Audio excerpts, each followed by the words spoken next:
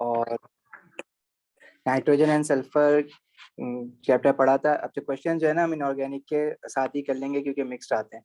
आज हम प्रोडिसिटी देख लेते हैं। प्रोडिसिटी हमने थोड़ा बहुत एटॉमिक स्ट्रक्चर में भी हमने ट्रेंड्स देखे हुए हैं प्रोडिक टेबल में कि down the group atomic size पे क्या फर्क पड़ता है, across the period atomic size पे क्या फर्क पड़ता है, चेंज किस तरह से होते हैं। तो एटॉमिक रेडियस बेसिकली किसी भी एटम का अगर वो एटॉमिक फॉर्म में है तो उसका एटॉमिक रेडियस क्या होगा, उसके न्यूक्लियस के सेंटर से लेके जो आउटर शेल तक का जो डिस्टेंस है that would be atomic radius.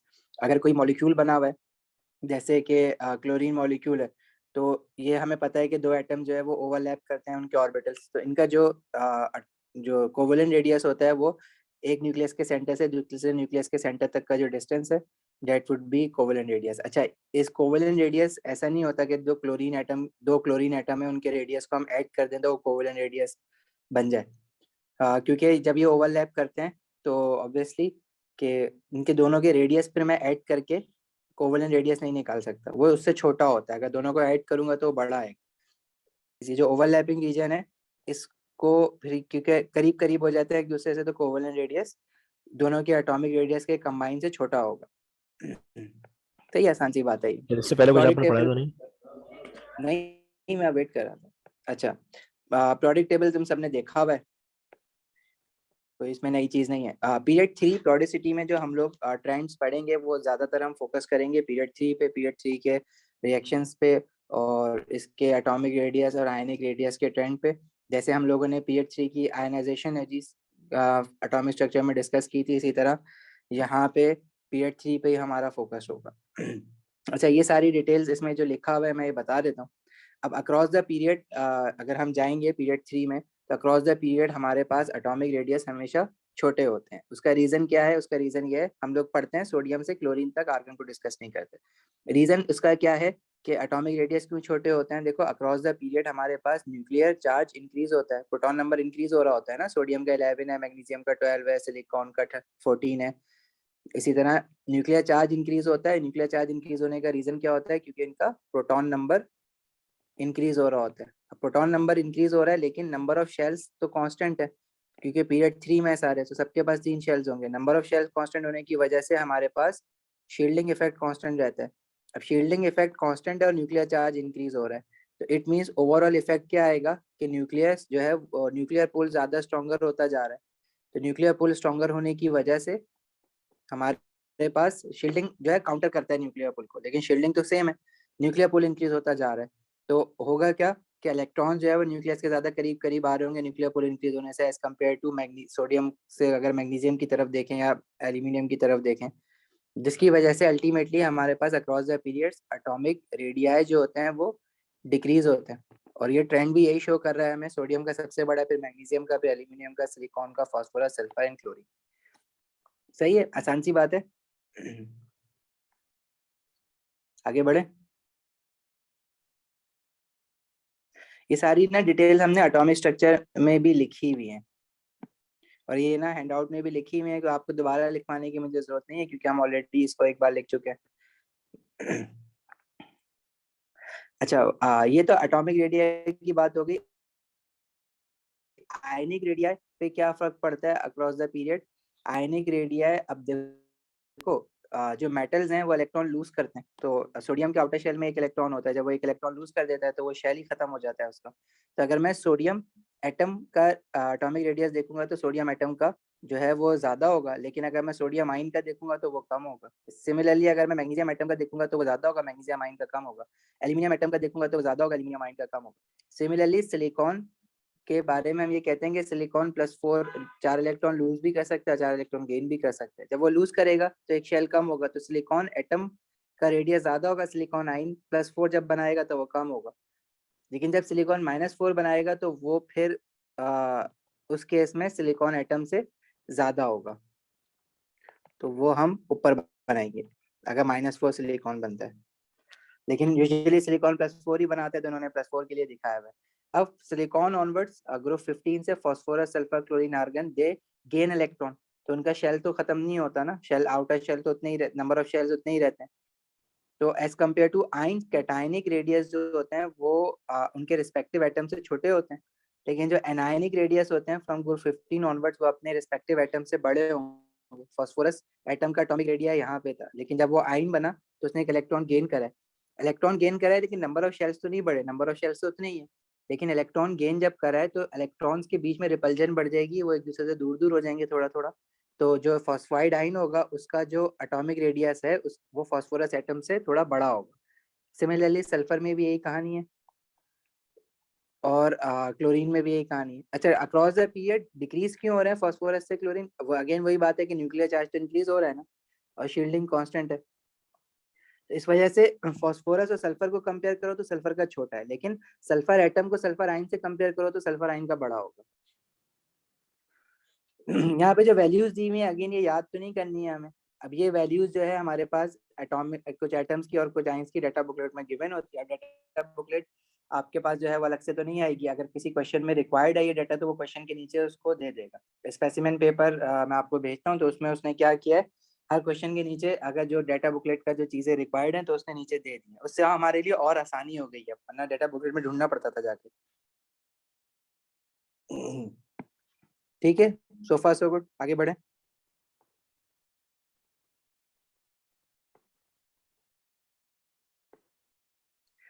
अच्छा, melting points and electrical conductivity, देखो ये हम लोगों ने एटॉमिक स्ट्रक्चर में नहीं पढ़ा है तो इसको थोड़ा सा देखना पड़ेगा। अब सोडियम मेटल को अगर हम देखें तो सोडियम जो है वो मेटल है, इसमें जो बॉन्डिंग है वो मेटेलिक बॉन्डिंग है। अब अगर हमें क्या कहते हैं सोडियम मेटल को मेल्ट करवाना है तो हमें large network of metallic bonds break करने पड़ेंगे, क्योंकि जाइंट मेटेलिक लैटिस बनाता है। सोडियम जो है वो जाइंट metallic lattice है। In order to melt sodium, we have to break large network of metallic bonds, so huge amount of energy is required. So huge amount, sir giant metallic latest क्यों बोलते हैं उसको? क्योंकि वो giant lattice structure, जैसे ionic compound का giant आयनिक structure होता है, मेटल्स का जाइंट मेटल होता है, क्योंकि एक दो मेटल आयन नहीं होते, बहुत सारे मेटल पॉजिटिव आयन्स होते हैं एक दूसरे के आगे पीछे रेगुलरली अरेंज्ड। इसलिए इसको लैटिस इसलिए कहते हैं क्योंकि रेगुलरली अरेंज्ड है। जाइंट इसलिए कहते हैं क्योंकि बहुत ज्यादा होता है। जैसे अगर सिंपल कोवलेंट की बात करें ना, तो वाटर के बहुत सारे मॉलिक्यूल जो होंगे वो होंगे तो बहुत सारे, लेकिन प्रॉब्लम यह है कि वो एक दूसरे के साथ रेगुलरली अरेंज नहीं होंगे, वो they are just attracted by intermolecular forces of attraction. लेकिन अगर हम आयनिक कंपाउंड्स की बात करें तो आयनिक कंपाउंड्स के लैटिस को हम जाइंट आयनिक लैटिस कहते हैं, और यही रीजन है जाइंट आयनिक लैटिस होने की वजह से इनका हाई मेल्टिंग पॉइंट होता है। इसी तरह अगर मेटल्स की बात करें तो जाइंट मेटालिक लैटिस है। जहां जहां वर्ड जाइंट आ रहा है मींस के हमारे पास क्या कहते हैं मेल्टिंग पॉइंट हाई होगा उन कंपाउंड्स का। इसी तरह जाइंट कोवेलेंट हमने देखे जैसे कि डायमंड ग्रेफाइट से लेकर, तो उनमें भी क्या होता है जाइंट कोवेलेंट स्ट्रक्चर होता है, जिसकी वजह से large network of covalent bonds होते हैं, so huge amount of energy is required to break these bonds. ये सारी वर्किंग सारे आंसर्स हमने ना बॉन्डिंग वाले चैप्टर में पढ़े हैं। Similarly, huge amount of energy is required, तो huge amount of energy required होगी, huge amount of energy is required to break many bonds। तो अगर huge amount of energy required है to break the bonds, it means के उसका melting point high है। जब bonds break होंगे तभी तो particles जो है वो एक दूसरे से दूर दूर होंगे, जब दूर दूर होंगे तभी तो हम solid से liquid state में जाएंगे। तो सोडियम का मेटल है, उसका मेल्टिंग पॉइंट सोडियम का जो मेल्टिंग पॉइंट होता है ना वो अराउंड 98 डिग्री सेल्सियस होता है। अब इतना ज्यादा हाई भी नहीं है, लेकिन मैग्नीशियम मेटल का जो है वो अराउंड 800 डिग्री सेल्सियस तक चला जाता है। तो मैग्नीशियम में भी मेटालिक बॉन्डिंग है, सोडियम में भी मेटालिक बॉन्डिंग है, तो मैग्नीशियम का इतना हाई क्यों है? क्योंकि मैग्नीशियम में जो मेटालिक बॉन्डिंग है वो ज्यादा स्ट्रॉन्गर है। क्यों ज्यादा स्ट्रॉन्गर है भाई? क्योंकि मैग्नीशियम के जो मेटल पॉजिटिव आइंस होते हैं उनमें भी सी ऑफ डिलोक्लाइज इलेक्ट्रॉन्स होता है, लेकिन मेटल का जो हमारा है ना सी ऑफ डिलोक्लाइज इलेक्ट्रॉन्स, वो देखो एक मैग्नीशियम का मेटल आइन जो है वो सी ऑफ डिलोक्लाइज इलेक्ट्रॉन में 2 इलेक्ट्रॉन कंट्रीब्यूट करेगा, क्योंकि मैग्नीशियम के आउटर शेल में 2 इलेक्ट्रॉन होते हैं ना, और सोडियम के आउटर शेल में 1 इलेक्ट्रॉन होता है, क्योंकि there is a larger number of electrons in the sea of delocalised electron in case of magnesium metallic lattice, so it has a high melting point. अच्छा, एल्यूमिनियम में तो और ज्यादा होते हैं, तो एल्यूमिनियम का मेल्टिंग पॉइंट तो और ज्यादा हाई होना चाहिए, लेकिन एल्यूमिनियम का मेल्टिंग पॉइंट मैग्नीशियम से बहुत थोड़ा सा हाई होता है, और है उसमें भी जाइंट मेटालिक लैटिस ही है, लेकिन बहुत ज्यादा फर्क नहीं होता मैग्नीशियम से एल्यूमिनियम के मेल्टिंग पॉइंट। ठीक है। अच्छा, सेकेंडली हमारे पास सिलिकॉन। अब सिलिकॉन तो नॉन मेटल है, मतलब मेटलॉइड है, सेमीकंडक्टर कहते हैं इसको हम। लेकिन सिलिकॉन का जो मेल्टिंग पॉइंट है वो मेटल से बहुत ज्यादा हाई होता है। सिलिकॉन जो है ना वो जाइंट कोवेलेंट स्ट्रक्चर्स में आता है। Silicon is a giant covalent structure और इसमें large network of covalent bonds होता है। सिलिकॉन की बॉन्डिंग ये है कि एक सिलिकॉन एटम बहुत सारे चार सिलिकॉन एटम्स के साथ बॉन्ड बनाता है। इस तरह से ना, जैसे डायमंड में था ना, एक कार्बन एटम चार डिफरेंट कार्बन एटम के साथ बॉन्ड बना रहा होता है, तो सिलिकॉन जो है ना वो इस तरह से बॉन्डिंग कर रहा होता है। तो ये जाइंट कोवेलेंट स्ट्रक्चर है। और जब जो जाइंट कोवेलेंट स्ट्रक्चर होते हैं, जैसे कि डायमंड हो गया, ग्रेफाइट हो गया, सिलिकॉन हो गया, इनके मेल्टिंग पॉइंट जो होते हैं ना वो बहुत ज्यादा हाई होते हैं, क्योंकि जो कोवेलेंट बॉन्ड होता है वो मेटेलिक बॉन्ड और आयनिक बॉन्ड से ज्यादा स्ट्रॉन्गर होता है। इनफैक्ट जाइंट कोवेलेंट के मेल्टिंग पॉइंट आयनिक कंपाउंड से भी ज्यादा हाई होते हैं। सोडियम क्लोराइड का मेल्टिंग पॉइंट जो है वो 801 डिग्री सेल्सियस है, लेकिन जो ग्रेफाइट है उसका मेल्टिंग पॉइंट जो है वो 3550 डिग्री सेल्सियस है। सिलिकॉन का भी इस तरह 1500 से ऊपर है। तो सोडियम आयनिक कंपाउंड से इनका मेल्टिंग पॉइंट ज्यादा है। सिमिलरली फास्फोरस जो है उसकी जो स्टेट होती है, फास्फोरस जो है वो मॉलिक्यूलर स्टेट होती है P4। अभी सिंपल मॉलिक्यूल है, अब इनमें कोई जाइंट स्ट्रक्चर नहीं होता। अब ये फास्फोरस के जो मॉलिक्यूल्स हैं वो आपस में एक दूसरे के साथ अट्रैक्ट हुए होते हैं through weak van der Waals forces, जो कि बहुत वीक होती हैं। इनको हम हीट करते हैं तो ये टूट जाती हैं और फास्फोरस मॉलिक्यूल्स एक दूसरे से दूर दूर हो जाते हैं। जब वो दूर दूर हो जाते हैं हम कहते हैं कि स्टेट चेंज कर लिया, मेल्ट हो गया। तो phosphorus being non-metal and a simple molecular structure, it does not have any giant structure. तो phosphorus के बारे में पूछेगा तो आप बोलोगे phosphorus is a simple molecule. Molecules are attracted to each other through van der Waals forces which are very weak. So small amount of energy is required to break weak van der Waals forces. Similarly, sulphur का जो melting point है वो भी लो है, लेकिन phosphorus से ज्यादा है, क्योंकि सल्फर की जो स्टैंडर्ड स्टेट होती है वो S8 होती है, एसिड सॉलिड। तो थोड़ा सा सल्फर का इसलिए ज्यादा है क्योंकि फास्फोरस का जो मॉलिक्यूल होता है उसमें 4 फास्फोरस के एटम्स होते हैं और सल्फर का जो मॉलिक्यूल होता है उसमें 8 सल्फर के एटम्स होते हैं। अब 8 एटम्स होने का मतलब यह है कि नंबर ऑफ इलेक्ट्रॉन ज्यादा होंगे। नंबर ऑफ इलेक्ट्रॉन ज्यादा होंगे तो सल्फर के मॉलिक्यूल्स के बीच में जो हमारे पास वैन डर वाल्स फोर्सेस होंगी वो ज्यादा होंगी, क्योंकि नंबर ऑफ इलेक्ट्रॉन ज्यादा होते हैं तो वैन डर वाल्स फोर्सेस ज्यादा स्ट्रॉन्गर होती हैं। तो सल्फर में जो वैन डर वाल्स फोर्सेस हैं they are slightly higher than van der Waals forces in phosphorus molecules. So sulfur has a slightly higher melting point than phosphorus. Then for chlorine, chlorine में सिर्फ Cl2 होता है, तो अब इसमें number of atoms कम है तो number of electrons भी कम है as compared to S8 and P4. So it has weak van der Waals forces, so less amount of energy is required to break these weak intermolecular forces, so lesser melting point. Argon जो होता है वो monoatomic होता है, monoatomic है तो इसका एक ही एटम है और उसमें नंबर ऑफ इलेक्ट्रॉन सिर्फ 18 होते हैं, तो उनके बीच में जो वैन डर वाल्स फोर्सेस हैं वो और कम होती हैं, तो इसका मेल्टिंग पॉइंट और भी कम होता है।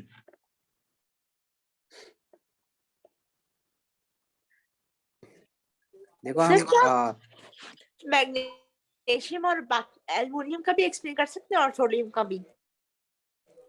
देखो मेटल्स है ना, तो मेटल्स में मेटालिक बॉन्डिंग होती है, तो मेटल्स का जो मेल्टिंग पॉइंट होता है वो मेटालिक बॉन्डिंग की वजह से हाई होता है। देखो हमारे पास जो क्वेश्चन बनता है ना वो बनता है कि सिलिकॉन का इतना हाई मेल्टिंग पॉइंट क्यों है, क्योंकि सिलिकॉन है जाइंट कोवेलेंट स्ट्रक्चर।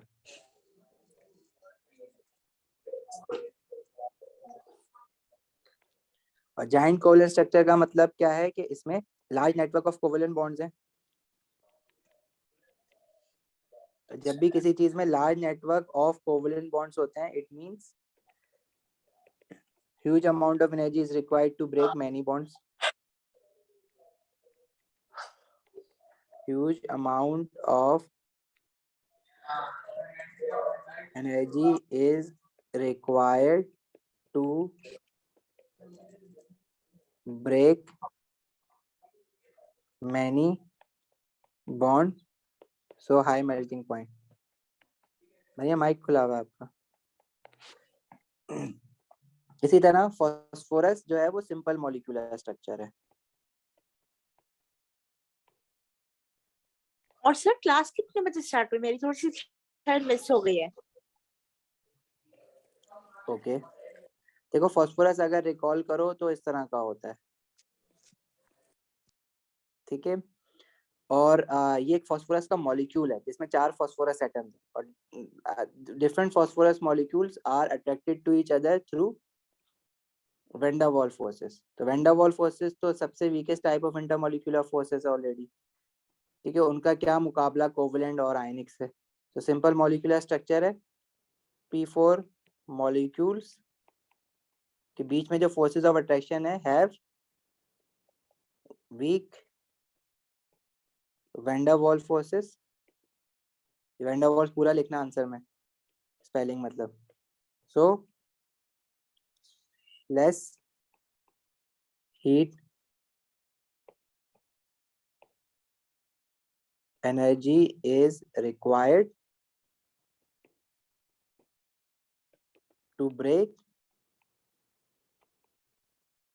weak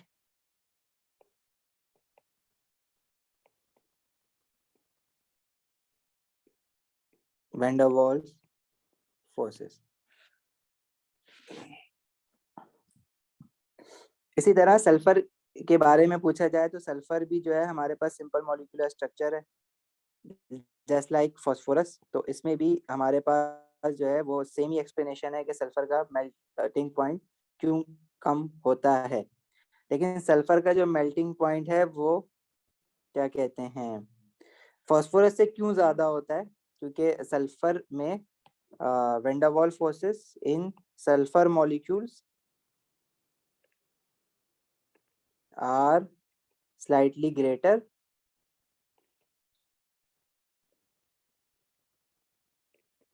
और वो क्यों ग्रेटर होती हैं, because slightly greater than phosphorus.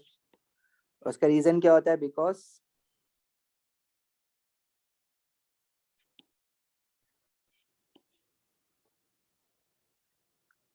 in sulfur number of in sulfur molecules number of atoms are larger in number या greater in number लिखो,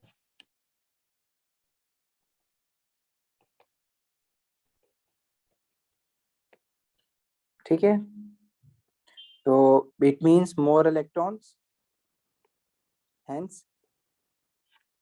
stronger van der Waals forces than phosphorus,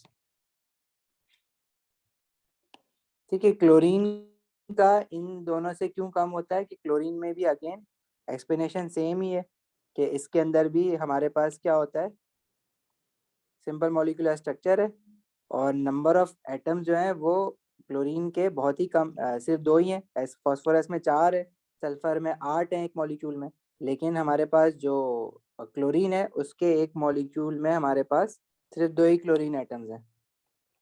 तो van der Waals forces in chlorine molecules are very weak as compare to sulphur and phosphorus तो थोड़ा सा ऊपर because कर देंगे, number of screenshot ले लो, बस ले लिया। chlorine has lower melting point than phosphorus and sulfur because fewer number of atoms in Cl2 molecule, so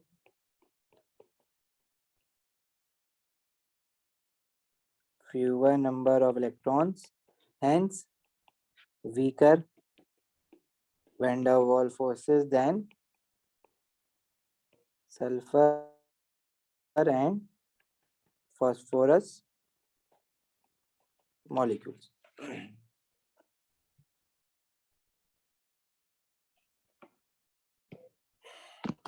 ठीक है, समझ आई यहाँ तक बात।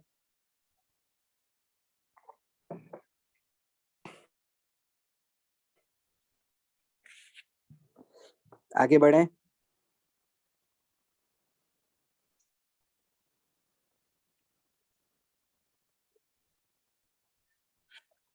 ठीक है, इनकी वैल्यूज भी दी हुई हैं। अपना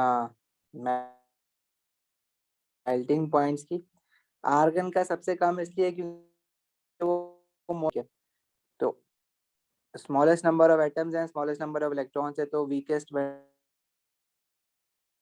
डर वाल्स फोर्सेस होंगी इसमें, ठीक है। तो मोनोएटॉमिक।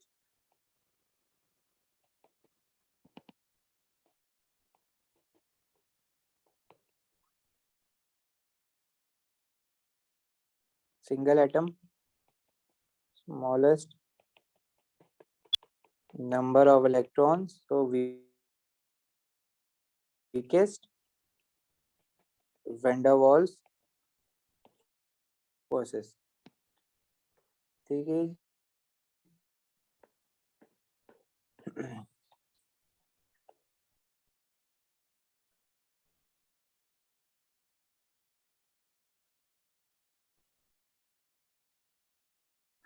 अच्छा, ये जो डिफरेंट टेबल्स दिए हुए ना, इसमें ना यूनिट थोड़े से डिफरेंट लिखे हुए टेम्परेचर के, इसमें केल्विन लिखा हुआ है। एक होता है हमारे पास इलेक्ट्रिकल कंडक्टिविटी का यूनिट, जिसको हम कहते हैं सीमेंस पर मीटर। अब इलेक्ट्रिकल कंडक्टिविटी क्या होती है? Ability of any material conduct electricity, जिसमें इलेक्ट्रॉन्स फ्लो हो सकें, ठीक है। तो मैग्नीशियम, इसमें एल्यूमिनियम की देखो सबसे ज्यादा है, क्योंकि सी ऑफ डिलोक्लाइज्ड इलेक्ट्रॉन में 3 इलेक्ट्रॉन है। मैग्नीशियम की कम है, सोडियम की उससे भी कम है, ठीक है। सिलिकॉन की 2 एक्सपोनेंट -10 है, लेकिन सिलिकॉन को हम लोग एज अ सेमीकंडक्टर इसलिए यूज करते हैं, जो हमारा कंप्यूटर चिप्स और मोबाइल वगैरह में होता है। फास्फोरस का तो आपका बहुत ही कम है, तो वो नॉन मेटल है। सल्फर की कोई कम है, क्लोरीन की तो है ही नहीं, 0 है। आर्गन की भी 0 है, ना होने के इतनी है कि हम वो उसको करंट रजिस्टर्ड ही नहीं होता, उसमें कुछ थोड़े बहुत इलेक्ट्रॉन भी आगे पीछे नहीं हो रहे होते। बाकी इनकी जो मैं बॉन्डिंग आपको बता रहा हूँ ना कि इसमें क्या स्ट्रक्चर है, तो ये भी याद रखना है। सोडियम का मेटालिक है, मैग्नीशियम का मेटालिक है, एल्यूमिनियम का मेटालिक है, सिलिकॉन का जाइंट कोवेलेंट है। तो जाइंट कोवेलेंट, बाकी सब क्या है? Giant metallic. फास्फोरस का सिंपल मॉलिक्यूलर है। फास्फोरस की जो स्टेट होती है वो मॉलिक्यूल में P4 होता है, हमने जो स्टेट्स ऑफ मैटर में पढ़ा है। सल्फर जो होता है वो एसिड होता है, इसका भी covalent simple molecular. Chlorine Cl2 होता है, कोवेलेंट सिंपल मॉलिक्यूलर। आर्गन जो है उसको सिंपल मॉलिक्यूलर कहते हैं। सिंपल मॉलिक्यूलर का मतलब ये नहीं है कि आर्गन के 2 एटम जो है वो आपस में बॉन्ड बनाएंगे, वो बॉन्ड नहीं बनाते, उसमें कोई बॉन्डिंग ही नहीं होती है, ठीक है।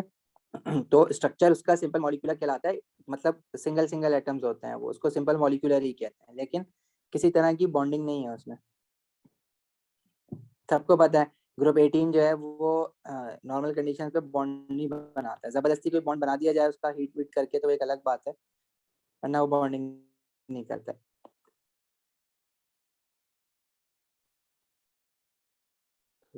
क्या हो गया?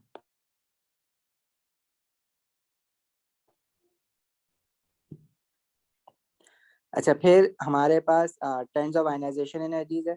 ये हमने प्रोड्यूस उसमें एटॉमिक स्ट्रक्चर में भी पढ़ा हुआ है कि सोडियम से ज़्यादा फर्स्ट आयनाइजेशन एनर्जी मैग्नीशियम की है।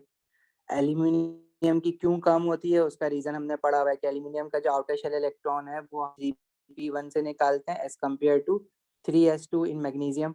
तो 3p1 is farther away from the nucleus and experiences greater shielding, so less energy is required to remove the electron from 3p1 of aluminum as compared to 3s2 from magnesium. I hope ये तुम लोगों को याद होगा, नहीं तो फिर bonding से रिवाइज करना, अगर फिर भी याद ना है तो फिर let me know, I will explain it again. तो सिलिकॉन की आयनाइजेशन एनर्जी ज्यादा होती है, फास्फोरस की ज्यादा होती है। Across the period general trends of ionisation, और उसका क्या रीजन है? क्योंकि अक्रॉस द पीरियड हमारे पास न्यूक्लियर चार्ज इंक्रीज होता है, proton number increases, but number of shell stays constant, so shielding effect stays constant.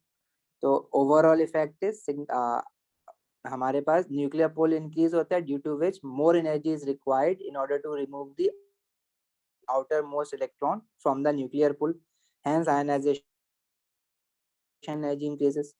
तो उनको generally they should have been increasing from sodium to argon. However, there is a dip between magnesium to aluminium, and I just explained you the reason why aluminium has a lower first ionization energy than magnesium, though nuclear charge is greater than magnesium. So aluminium should have required ionization energy in order to remove its outermost electron. However, what is the difference between magnesium and aluminium? Magnesium का outer shell electron निकालते हैं V from 3s2, and aluminium का outer shell electron होता है in 3p1.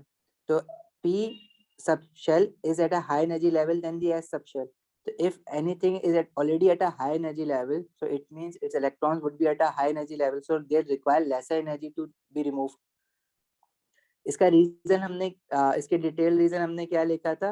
From magnesium to aluminium, the outermost electron of aluminium is in 3p1, which experiences greater shielding, and it is farther away from the nucleus. So less energy is required to remove outermost electron of aluminium than magnesium. सही है?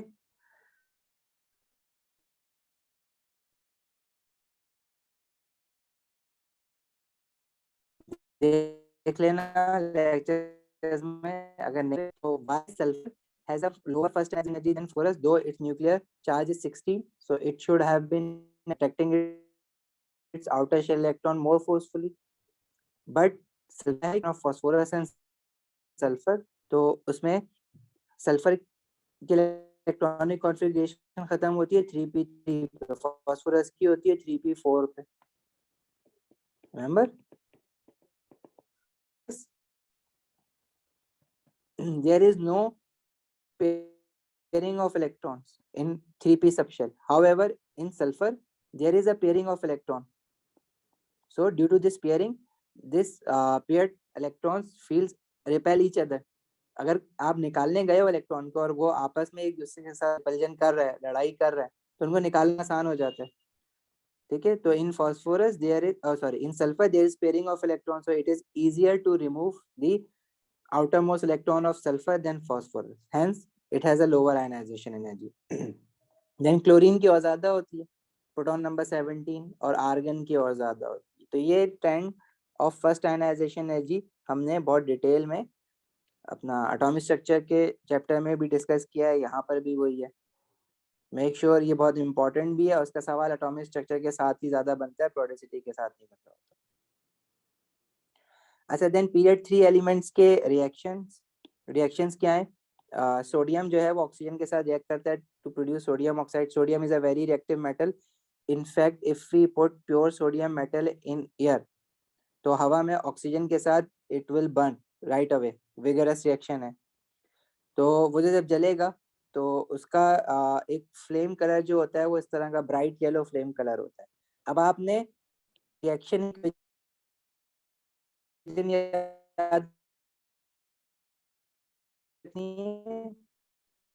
जैसे आपने वो group 2 में मारा था ना reactions का, यहाँ पे भी वही करना है. सिमिलरली अब ये डायग्राम में ट्राई करना इस कलर से ही पढ़ो, ताकि आपको कलर देख के फ्लेम कलर याद रह जाए. सिमिलरली मैग्नीशियम, सोडियम के बाद मैग्नीशियम है पीरियड 3 में, तो वो भी ऑक्सीजन के साथ रिएक्ट करके मैग्नीशियम ऑक्साइड बनाते हैं. ठीक है, और magnesium also react vigorously forming magnesium oxide. अच्छा, और मैग्नीशियम का जो फ्लेम कलर होता है वो ब्राइट वाइट फ्लेम होता है. अब वो वाइट कलर का फ्लेम यहाँ पे डायग्राम नहीं दी हुई, शायद नीचे हो. हाँ, नहीं मैग्नीशियम की नहीं है, बट ब्राइट वाइट फ्लेम होता है मैग्नीशियम का, ये लिखा हुआ होगा इसमें भी ना. और एल्यूमिनियम ऑक्साइड बनाता है ऑक्सीजन में बर्न होने पे.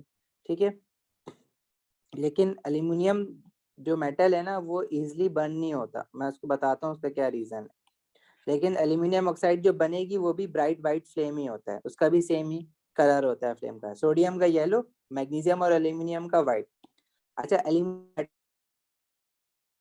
मेटल हमें पता है कि एल्यूमिनियम, किसी भी मेटल को जब आप एयर में रखे रहते हो तो उस पर ऑक्साइड बनती है.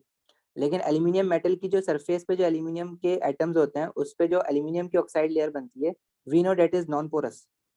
ठीक है, तो वो नॉन पोरस लेयर की वजह से बाकी फर्दर ऑक्सीजन अंदर नहीं जा पाती, जिसकी वजह से एल्यूमिनियम जो है सरफेस पे तो ऑक्साइड बन जाती है, लेकिन अंदर के एल्यूमिनियम मेटल को कुछ नहीं होता अनलेस आप वो सरफेस की ऑक्साइड हटाओ.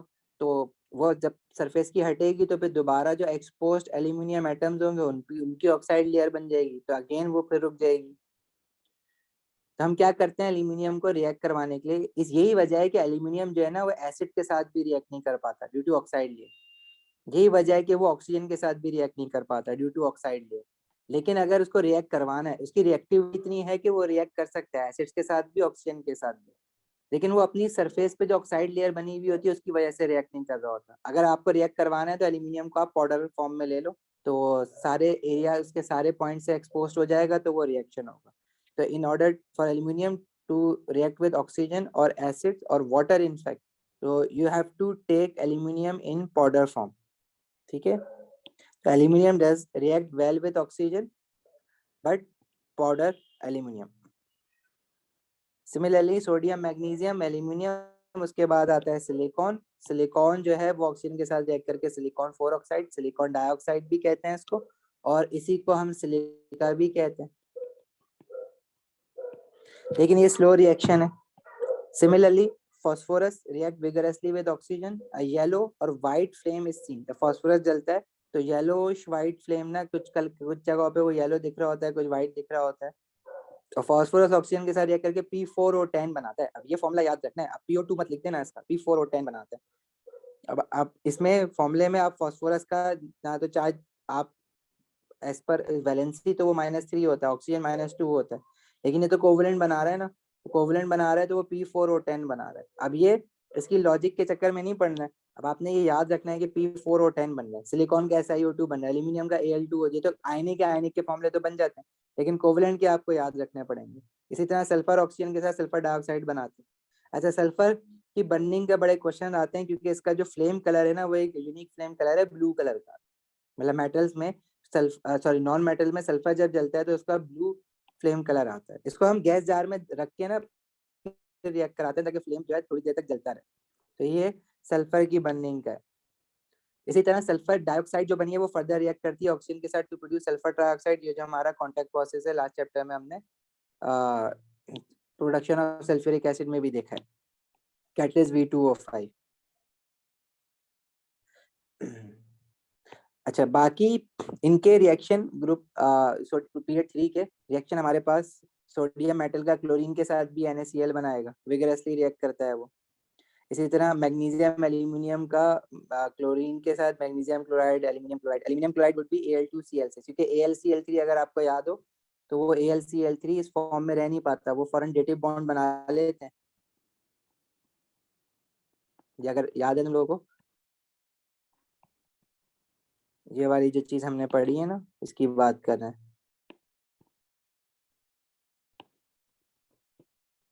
तो दो AlCl3 मॉलिक्यूल आपस में ऐसे डेटिव बॉन्ड बना लेते हैं, तो वो Al2Cl6 लिखते हैं हम उसको अल्टीमेटली। फिर सिलिकॉन क्लोरीन के साथ रिएक्ट करता है, SiCl4, ठीक है, और वो स्लोली रिएक्ट करता है। इसी तरह फास्फोरस भी स्लोली रिएक्ट करता है, PCl5 बनाता है, फास्फोरस पेंटाक्लोराइड भी कहते हैं इसको। सल्फर जो है वो रिएक्ट करता है क्लोरीन के साथ, HCl2 बनाता है, ठीक है। बस सिलिकॉन तक तो आपको याद रखना है। सल्फर की ऑक्साइड क्लोराइड डिफरेंट होती हैं, but you are not suppose to remember this. Argon जो है वो रिएक्ट ही नहीं करता, आर्गन आपको पता है नोबेल गैस है, अनरिएक्टिव है। फिर इनके साथ वाटर के साथ इनके रिएक्शन है, वो हम नेक्स्ट क्लास में देखते हैं। आप लोग खुद भी देख सकते हो, कोई इसमें बड़ी बात नहीं है। आप रिएक्टिव मेटल है सोडियम और आपका मैग्नीशियम, पानी के साथ वो विगरसली रिएक्ट करते हैं। सोडियम मेटल को पानी पे डालो तो इतना विगर है वो ऐसे लगता है बम फट गया, ठीक है। तो sodium reacts vigorously with cold water melting into a ball of molten metal. It moves across the surface of the water, पहले फ्लोट करेगा पानी पे, इधर उधर भागेगा, फिर रिएक्ट करके हाइड्रोजन गैस बनती है। मतलब सोडियम मेटल जब रिएक्ट करता है आपका पानी के साथ, तो प्रोडक्ट में हमारे पास सोडियम हाइड्रोक्साइड एल्कली और हाइड्रोजन गैस रिलीज होती है, और रिएक्ट होके it gets quickly smaller and smaller until it disappears leaving a strongly alkaline solution। alkaline solution sodium hydroxide का। सिमिलरली मैग्नीशियम भी रिएक्ट करता है पानी के साथ, लेकिन सोडियम से स्लो रिएक्ट करता है, मैग्नीशियम हाइड्रोक्साइड और हाइड्रोजन गैस, ठीक है। और मैग्नीशियम को अगर स्टीम के साथ रिएक्ट कराएं, दूसरा रिएक्शन जो है ना water in gaseous state that is steam, steam के साथ रिएक्ट कराएं तो मैग्नीशियम ऑक्साइड और हाइड्रोजन गैस बनती है, क्योंकि फिर पानी एक्वस फॉर्म में नहीं है ना, तो मैग्नीशियम ऑक्साइड फर्दर डिसॉल्व नहीं हो रही किसी में, तो वो सॉलिड फॉर्म में बन रही है। इनफैक्ट इसका क्वेश्चन भी इस तरह से आ चुका है कि हमें अगर मैग्नीशियम ऑक्साइड चाहिए तो मैग्नीशियम को किस चीज के साथ रिएक्ट कराएं, तो आप लिखोगे स्टीम के साथ। अगर आपको मैग्नीशियम हाइड्रोक्साइड चाहिए तो मैग्नीशियम को किस चीज के साथ रिएक्ट कराएं, तो आप कहोगे वाटर के साथ। तो ये रिएक्शंस, ये जो फ्लेम कलर्स हैं, ये सारे आपको याद रखने हैं।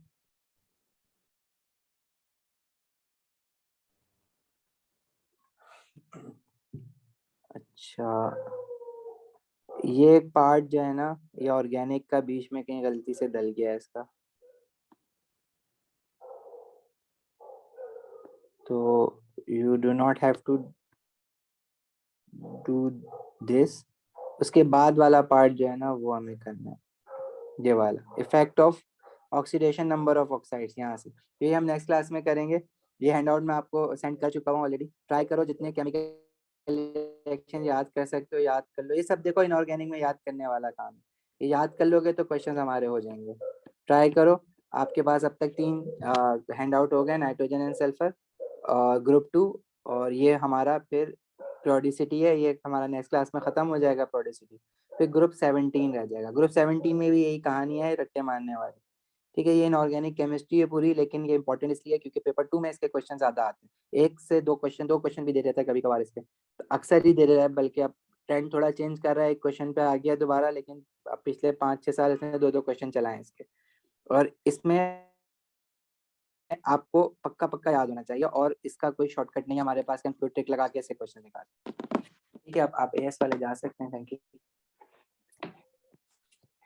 सेल्फ